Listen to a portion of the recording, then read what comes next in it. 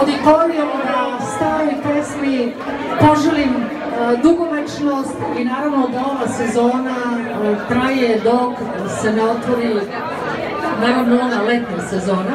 A ja ću da vas pozdravim, naravno, evo večeras onako kako ja to najbolje umem, a to je sa pesmom.